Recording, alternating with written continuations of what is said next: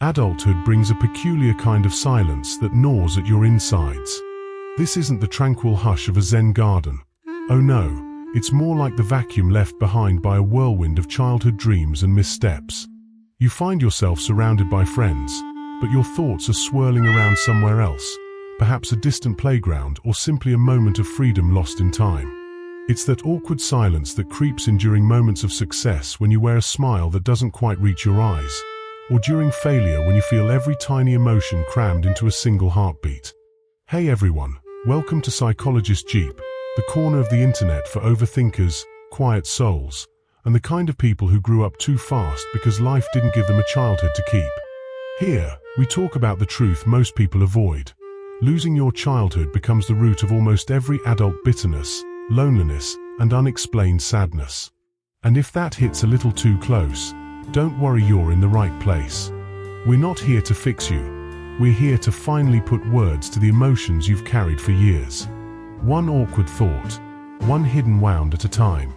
Before we dive in, take a second to like the video, share it with someone who might need this, and drop a comment telling us where you're watching from or how this topic hits you. Welcome home. Let's explore the mind together with the broken parts too. This gap isn't just a fleeting phase. It's the echo of a childhood that feels unfinished. Many believe that growing up means shedding the skin of youth, but that's a fairy tale.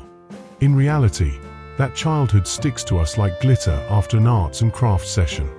It lurks in the shadows of our lives, manifesting itself in habits shaped by fears and reactions we develop to feel safe, making adult relationships as complicated as a chess game against a grandmaster. You see, that lost childhood isn't a mere casualty of time. Nope. It becomes a sneaky little root of our adult woes. When you were young, you picked up more than just your ABCs. You learned how to navigate the emotional minefield of home. What awaited you at the end of the day? Safety with open arms, or the cold shoulder of neglect? Those lessons shaped your adult self. Your need for love was either embraced or overshadowed as if your desires were a burden too heavy to bear. Think back to those childhood roles, the responsible caretaker, always labeled the mature one, or the whisperer who mastered the art of blending into wallpaper, avoiding conflict like a pro. Then there's the entertainer, always cracking jokes amid arguments to keep the peace. These adaptations weren't just quirky personality traits, they were survival strategies. You thought, if love is conditional, let me change to fit the mold. But here's the kicker. In that transformation, your true self was left hidden away, like dust collecting on a forgotten birthday card. Fast forward to adulthood, and those hidden pieces of yourself are still around, waiting patiently like unopened mail. This leads many into an eternal loop of anxiety and disconnection, even in a seemingly perfect life. Why? Because the heart gauges fulfillment not by the shiny accomplishments on your mantle, but by how harmoniously your grown-up self resonates with that little dreamer who dared to believe. When we lose touch with our inner child, we nearly obliterate our ability to play, to find joy, and to forgive our faults. The need for performance becomes our new anthem. Work harder, achieve more, screams the internal monologue, but that ache never truly fades away. It's like trying to fill an endless pit with more accolades, seeking the love that was dodged in childhood. Research shows we carry the emotional baggage from our formative years, affecting even our nervous system, shaping reactions and survival tactics that, while helpful back then, constricted our adult experiences. If the shelter of affection and emotional validation was a roller coaster, how would you end up? Mapping that emotional environment determines how your inner wiring progresses. The protective measures we took as kids, running from confrontation, embracing perfectionism, and overanalyzing every little detail, stop being shields and start feeling like cages as we mature. Suppressed emotions bury the joy, leaving us guilt-ridden over taking breaks, and every relationship begins to drain rather than nourish. Those walls that once cradled you in safety can be the very barriers blocking love, creativity, and peace today. It's funny how life flips the script, huh?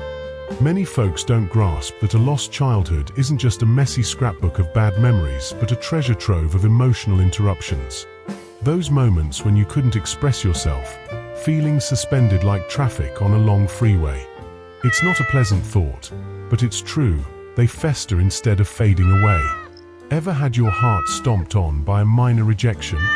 Yeah, that's not just today's little heartbreak, but an echo of every time you felt unwanted as a kid.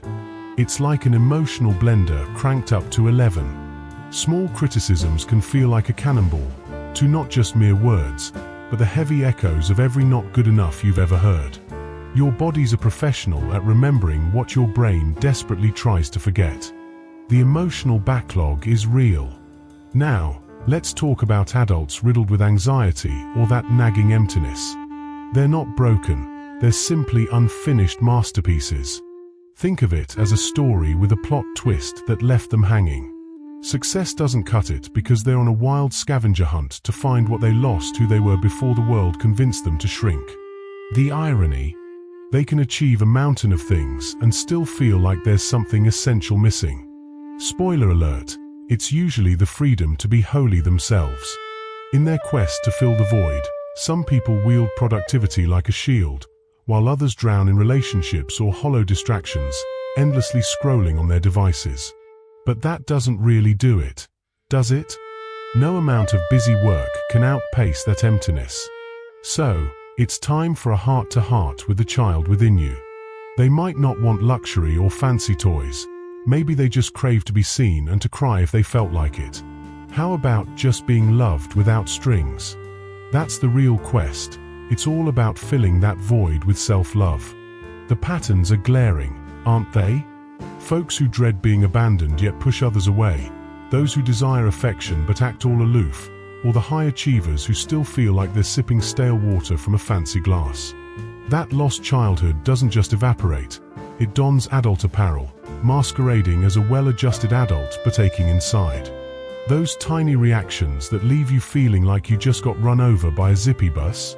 Yep, that's a memory waiting for some healing attention. Here's the kicker: you don't need to cling to ancient mystical notions to decode this. Neuroscience backs it up. If a child endures emotional neglect or stress, their brain's threat system gets a shockwave of sensitivity. Even in a safe adult life, the body keeps scanning like a paranoid detective. So, when healing seems like a twisty road, it's not about tackling the present but rather tending to the past. Want to break out of this cycle? Here's the irony: each time you sprint from your inner child, it races behind you, laughter echoing. Suppressing it only lets it shape your life from the shadows. So, skip the avoidance game. Listen to those whispers in the silence, because reconnecting isn't a fantasy. That child's spirit? It's alive, just buried beneath a mountain of expectations and the heavy cloak of self-judgment. Time to dig deep.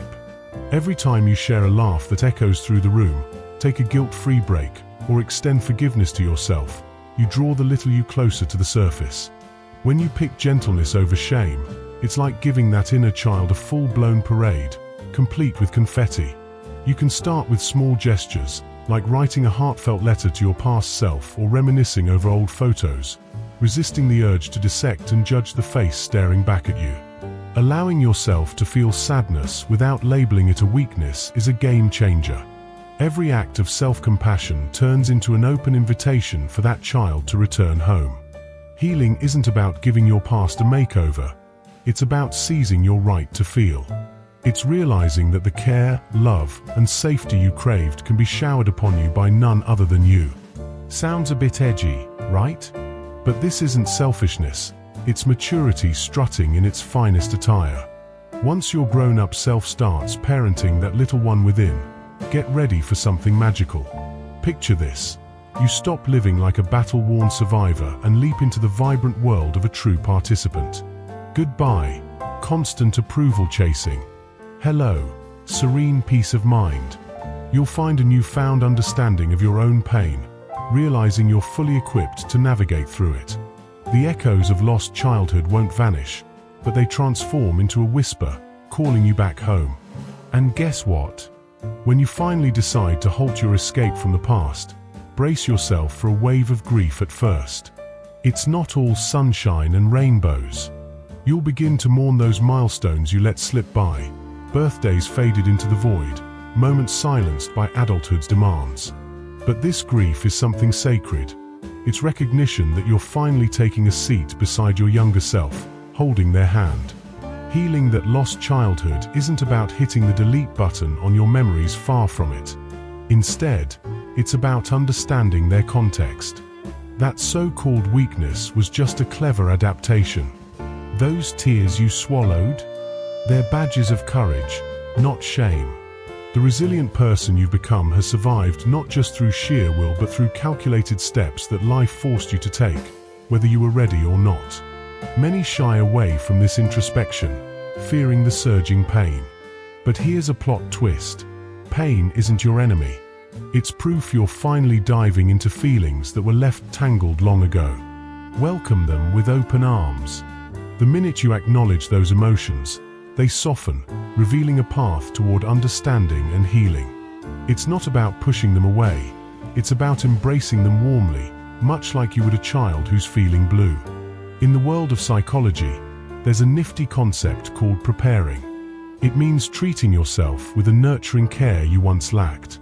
This isn't about finger-pointing at your parents or rewriting history. It's about recognizing your newfound ability to offer what went missing back then. As you practice this, your inner dialogue shifts from "what's wrong with me" to "of course I feel this way." It makes so much sense. You will swap perfection demands for patience and learn to genuinely tune into your emotions, just like you would comfort a scared child. And slowly but surely, this permission you grant yourself transforms into peace.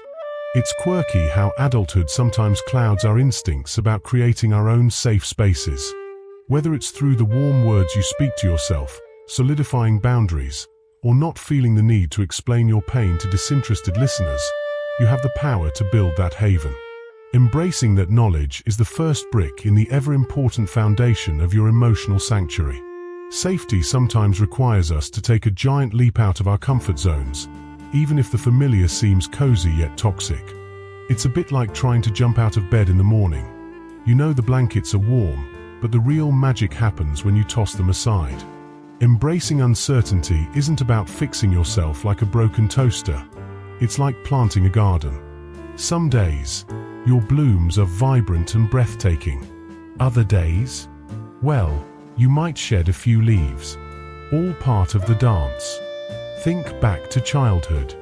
Remember how kids are literally bouncing balls off curiosity. They don't flinch at the idea of being excited over anything: a puddle, a butterfly, the dramatic unfolding of a cereal box.